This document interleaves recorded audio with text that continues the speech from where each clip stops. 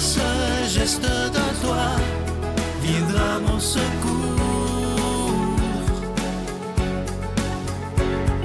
Viens semer dans mon âme le grain de l'amour. Je traverse un désert et je meurs de soif. Montre-moi le mystère qui garde la foi. Bonjour, bienvenue à votre émission La Victoire de l'amour en ce samedi saint 2024. J'espère que vous allez bien. On rejoint tout de suite pour sa chronique l'abbé Stéphane Roy et à l'homélie, ce sera le père Gauthier.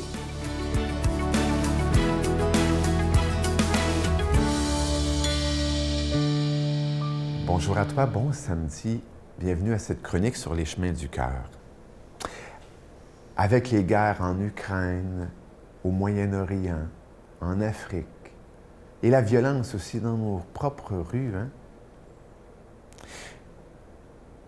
je me souviens d'un enseignement d'un saint qui a été, et qui a été déterminant dans ma vie spirituelle. Honnêtement, avec lui et son fils spirituel, eh bien, il y a un avant et un après dans ma vie spirituelle. Il s'agit de Saint Silouane, et de son fils spirituel qui s'appelle Saint Sophronie. Eh bien, je me suis rappelé un enseignement de Saint Silouane sur l'équilibre spirituel du monde. Cet enseignement de Silouane est une invitation, bien évidemment, à la prière pour le monde. C'est un thème qui lui est très cher, la prière pour le monde. Mais cet enseignement est aussi une réflexion sur l'écologie spirituelle. Le monde, comme une grande chambre ou une maison, révèle par son ordre ou son désordre, par sa paix et sa chaleur, ou par sa haine et sa froideur, l'intérieur des humains qui l'habitent. Je me rappelle, ça a été un des enseignements qu'un jour un prêtre au grand séminaire m'avait dit. On peut assez bien détecter une personne en entrant dans sa chambre. Ça dit beaucoup. Même au sujet même de... Non seulement ça peut être très propre, ça peut être très clean, ça peut être très en ordre. On entre puis il n'y a pas d'âme. C'est froid. Ce n'est que spick and span. Mais ce n'est pas habité. Et Saint Silouane va parler que justement l'équilibre spirituel du monde a à être investi dans le sens de l'amour, dans le sens de la paix.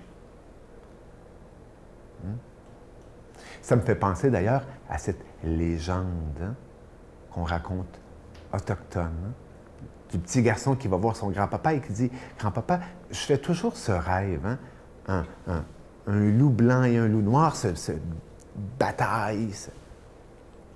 Mais je me réveille avant de voir qui gagne. » Et le grand-père autochtone, vieux sage, lui dit, tu sais, c'est que la vie veut te dire que celui qui va gagner, c'est celui que tu vas nourrir.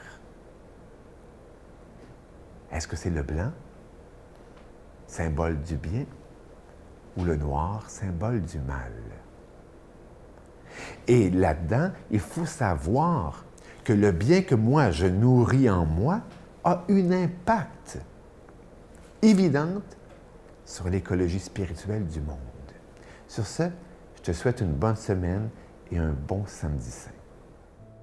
Notre Père qui es aux cieux, que ton nom soit sanctifié, que ton règne vienne, que ta volonté soit faite sur la terre comme au ciel. Donne-nous aujourd'hui notre pain de ce jour. Pardonne-nous nos offenses, comme nous pardonnons aussi à ceux qui nous ont offensés. Et ne nous laisse pas entrer en tentation, mais délivre-nous du mal, car c'est à toi qu'appartiennent le règne, la puissance et la gloire pour les siècles des siècles. Amen. Je continuerai à croire, même si tout le monde perd espoir.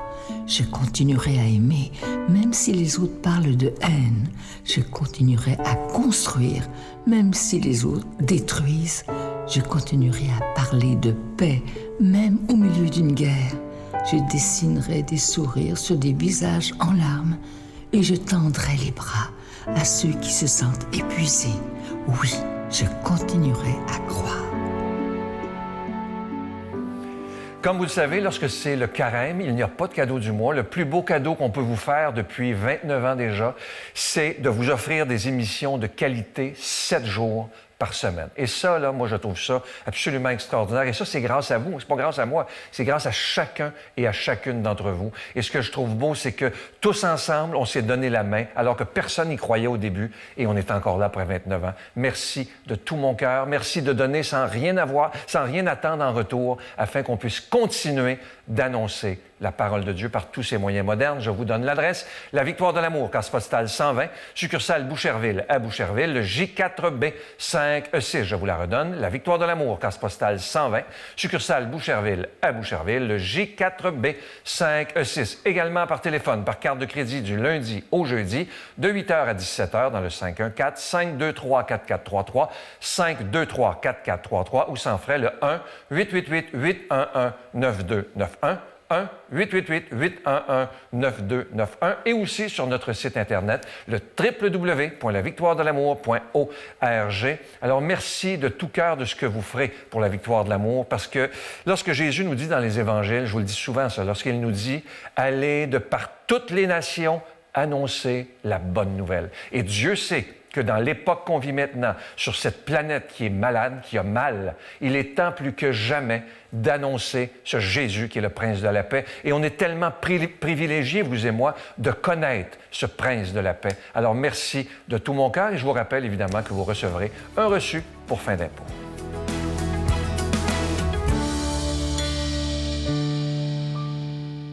Mon Dieu, donnez-moi la sérénité d'accepter les choses que je ne peux changer, le courage de changer les choses que je peux et la sagesse d'en connaître la différence. Amen.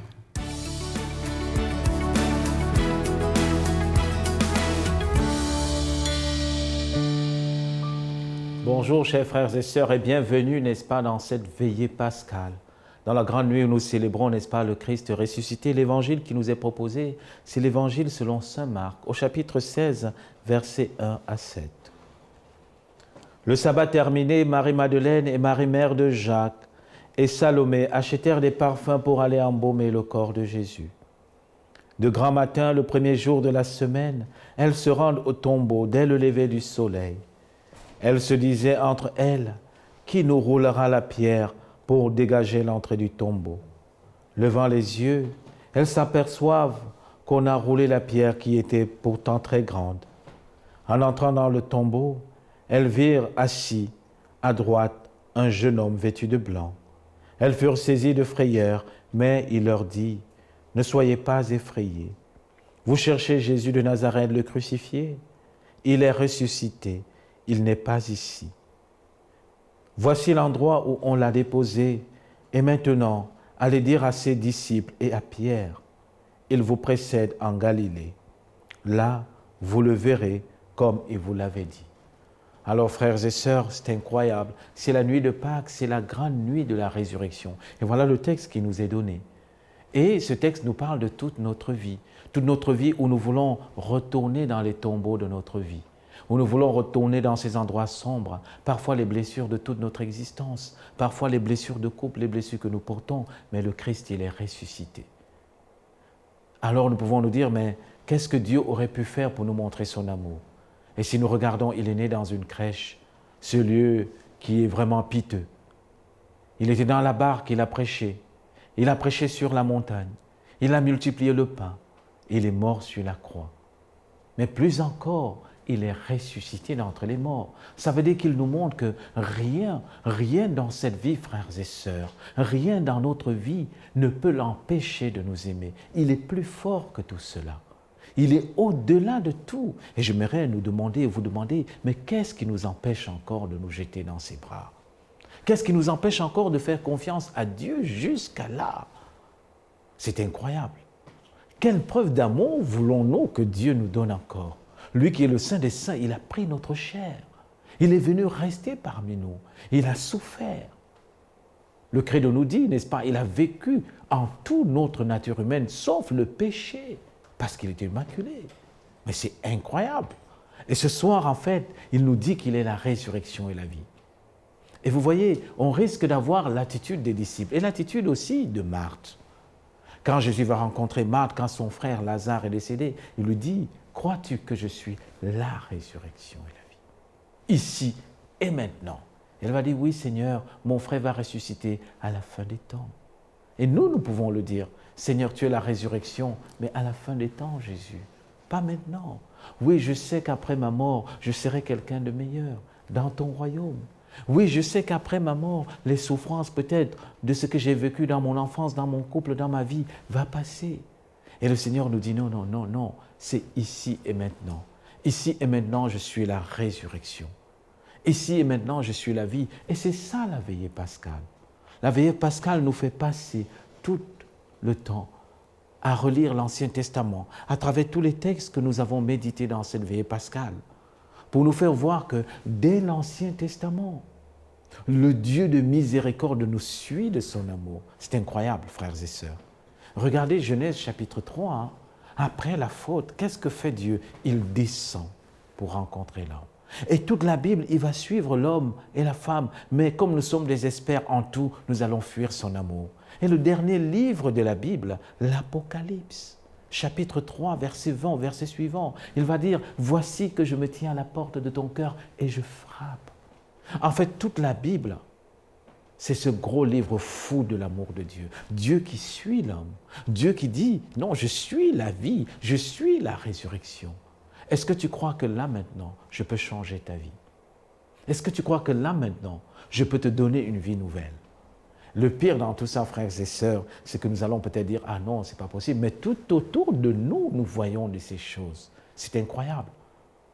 C'est incroyable de voir, moi, le nombre de gens qui ont changé et qui viennent me dire, « C'est par la prière. » J'ai vu des toxicomanes revenir des êtres nouveaux. J'ai vu des couples brisés revenir en amour. J'ai vu des jeunes détruits se rebâtir en te disant une seule chose, c'est à cause de Jésus. Qu'avons-nous encore besoin pour croire? Alors, frères et sœurs, en célébrant la résurrection du Christ, que le Seigneur ressuscité brûle vos cœurs. Que le Seigneur ressuscité, n'est-ce pas, ressuscite dans vos familles, qu'il vous donne cette lumière extraordinaire de la Pâque, pour que vous et moi, nous devenions des hommes et des femmes fous et folles de l'amour, des hommes et des femmes fous et folles de sa miséricorde, et que le Seigneur ressuscité vous bénisse, vous comble de ses grâces en abondance, au nom du Père et du Fils et du Saint-Esprit. Amen. Je vous salue Marie, pleine de grâce. Le Seigneur est avec vous. Vous êtes bénie entre toutes les femmes, et Jésus, le fruit de vos entrailles, est béni. Sainte Marie, Mère de Dieu, priez pour nous pécheurs, maintenant et à l'heure de notre mort. Amen.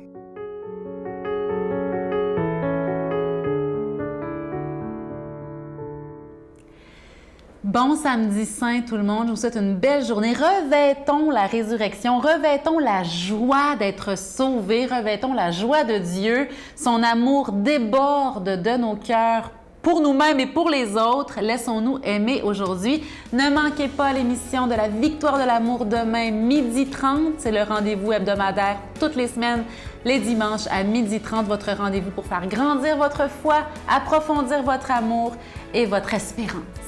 Bonne journée. Il n'y a aucune religion qui peut enlever une relation entre deux humains, je pense. Je lève les yeux vers les hauts sommets. Toi seul est mon Dieu. Je